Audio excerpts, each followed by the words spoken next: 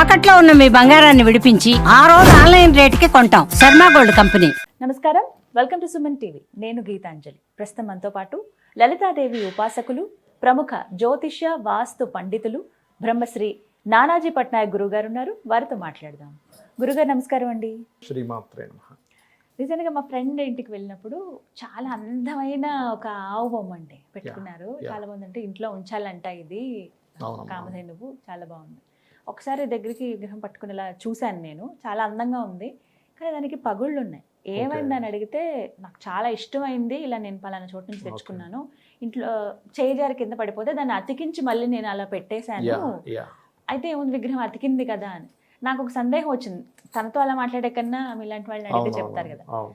విరిగిపోయింది కదా, దాన్ని మళ్ళీ అతికించి అలా పెట్టడం మంచిదేనా? ఎందుకంటే కామధేను ఇంట్లో ఉంటే మంచిది కదా. ఇలా శాస్త్రంలో వాస్తుశాస్త్రరీత్యా ఏంటంటే విరిగిన వస్తువు ఉండకూడదు, ఏదైనా సరే ఉండకూడదు.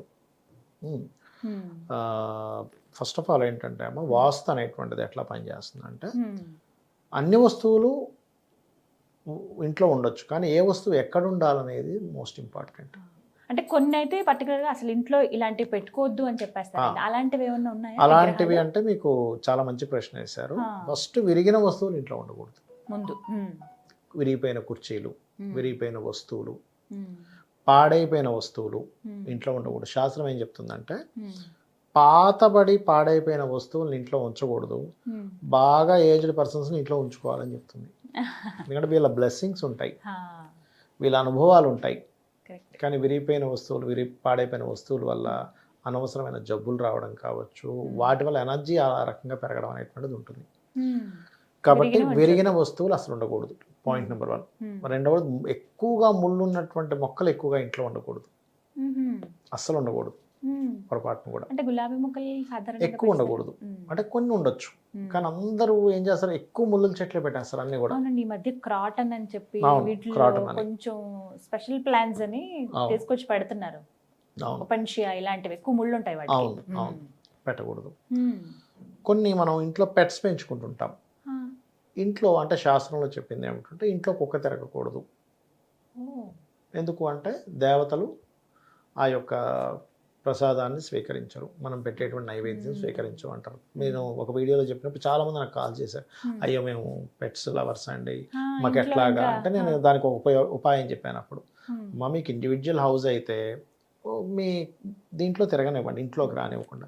లేదా అపార్ట్మెంట్ అప్పుడు కుదరదుగా, అప్పుడు ఏం చేయాలి అంటే, చక్కగా పొద్దున్నే ఎవరైనా వాకింగ్కి తీసుకెళ్ళండి, ఇల్లు నీట్గా తుడిచేసేయండి, ఇంట్లో భగవత్ పూజ అయిపోయి నైవేద్యం పెట్టేసిన తర్వాత అప్పుడు మళ్ళీ లోపల తీసుకురండి. అయిపోయిందిగా, క్లియర్ అయిపోయింది.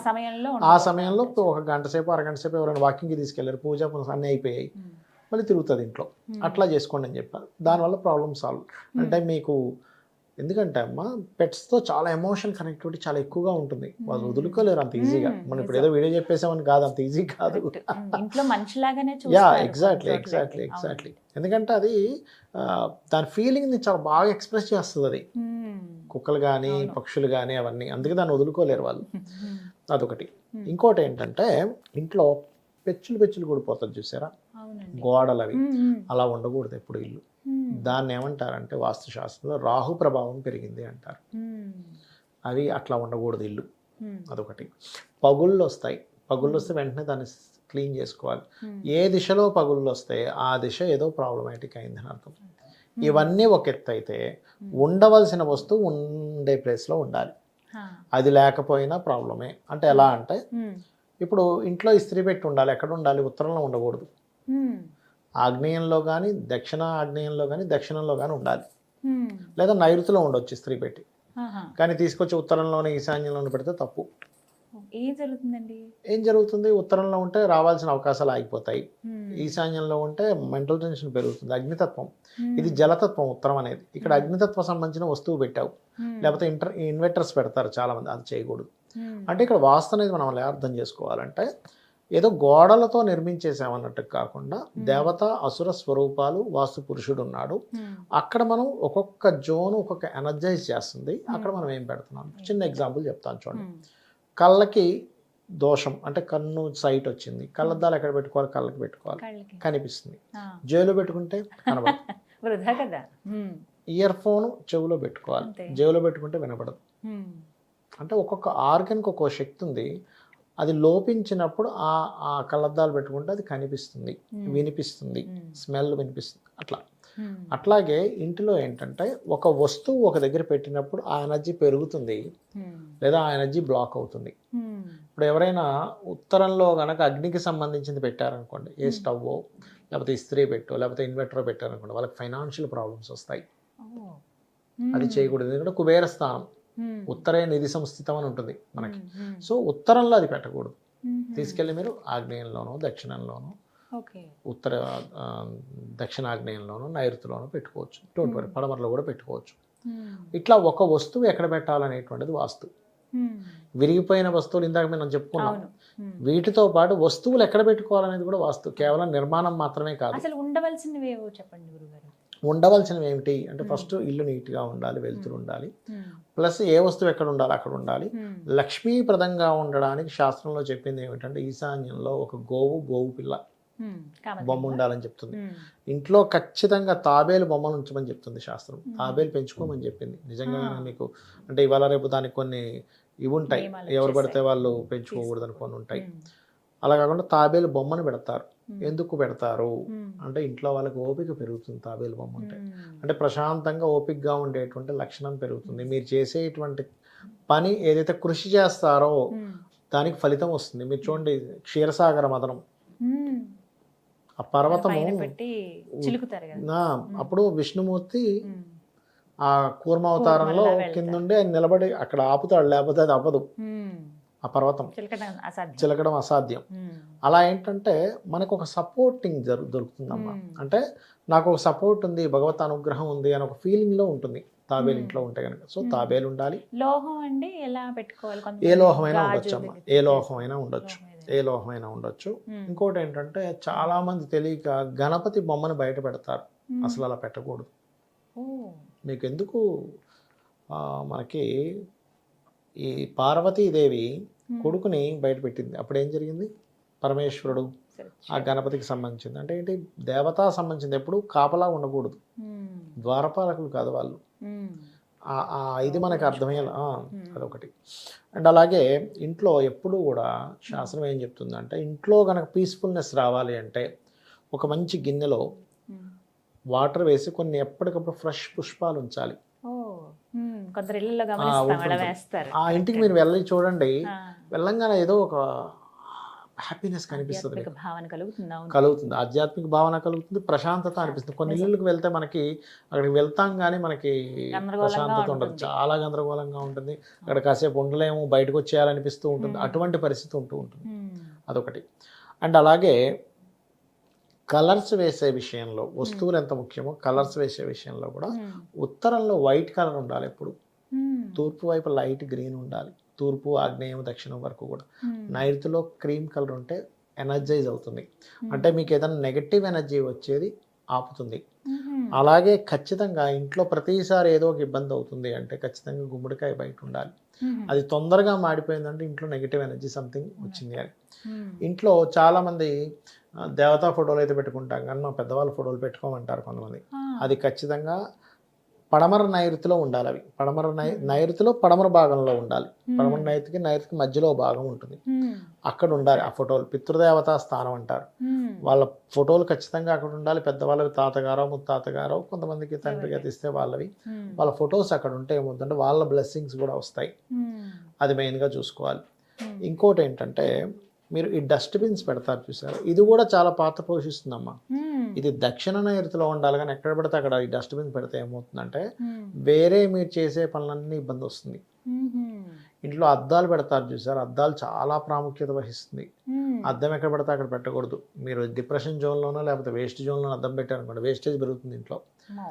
అద్దం కూడా మంగళకరమైన వస్తువే. చాలా మంది తెలియక మంగళకరమైన కొన్ని వస్తువులు అంటే కుంకుమ కానివ్వండి, మనకి ఆభరణాలు కానివ్వండి, ఇవన్నీ మంచం మీద పెడతారు, అసలు పెట్టకూడదు ఇంట్లో. అది కూడా వాస్తు దోషాన్ని క్రియేట్ చేస్తుంది, వాస్తు సంబంధించిన ఇబ్బందిని క్రియేట్ చేస్తుంది.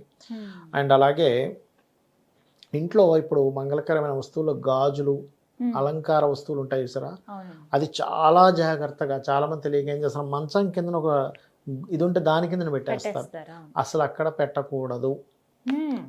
అసలు అక్కడ పెట్టకూడదు. మ్మ్. మరి పడమరలో కానీ పడమర నైరుతిలో కానీ పెట్టుకోవాలి వీటిని, లేదా ఉత్తరంలో పెట్టుకోవాలి. ఉత్తరంలో పెడితే చాలా మంచిది, మంగళకరమైన వస్తువులు కిందకు వస్తాయి ఇవి, మ్మ్. అక్కడ పెట్టుకోవాలి. లేదా తూర్పుకి ఈశాన్యానికి మధ్యలో పెట్టుకోవాలి, తూర్పు ఈశాన్యంలో పెట్టుకోవచ్చు. మ్మ్. ఇవి మంగళకరమైన వస్తువులు. అలాగే దేవుడికి సంబంధించిన భగవత్ సంబంధించిన కొన్ని ఉంటాయి. మ్మ్. మీరు ఆ పూజ గదిలోనే, మ్మ్. ఇక్కడ చాలామంది ఏం చేస్తారంటే పూజ గదిలో అల్మార్లా కడుతూ ఉంటారు. వీలైనంత మట్టుకు పూజకి సంబంధించినవన్నీ అక్కడే పెట్టుకోవడం బెస్ట్, బయట పెట్టుకోవడం కంటే కూడా. ఎందుకంటే అవి వేరే అశౌచ సంబంధించినవి అందకుండా ఉంటాయి. మ్మ్. ఇంకోటి, దేవుడికి నిత్యము పెట్టేటువంటి బెల్లము ఇట్లాంటి పదార్థాలు ఉంటాయి సరే, మిశ్రీ ఇలాంటివి రెగ్యులర్గా పెడతారు, అవి అక్కడే పెట్టుకోవడం మంచిది, బయట పెడతారు. చాలా మంది ఏం చేస్తారంటే వంటగదిలోని ఇంకో దగ్గర పెట్టి అక్కడ నుంచి తెస్తారు. మ్మ్. అసలు అలా తేకూడదు, మ్మ్. ముఖ్యంగా గుర్తుపెట్టుకోండి. మ్మ్. ఇంట్లో నిత్యము చాలా మంది తెలియక ఏం చేస్తారంటే, మొన్న మా ఇంట్లో వాళ్ళు ఇది అయ్యారు 2 సంవత్సరం దాకా దీపం పెట్టిన అంటారు. అసలు అలా చేయకూడదని చెప్తుంది శాస్త్రం. 11వ రోజు తర్వాత ఖచ్చితంగా పెట్టుకోవాలి. ఇంట్లో చెయ్యాలి. ఇంట్లో వారం దాటి కనుక దీపం లేదు అంటే ఖచ్చితంగా అక్కడ ప్రేతము తిరుగుతుంది. మ్మ్. ప్రేతము పిశాచ సంబంధించినటువంటి బాధలు పెరుగుతాయి, అందులో ఎటువంటి డౌట్ లేదు, మ్మ్. ఏమీ డౌట్ లేదు, ఖచ్చితంగా వస్తుంది.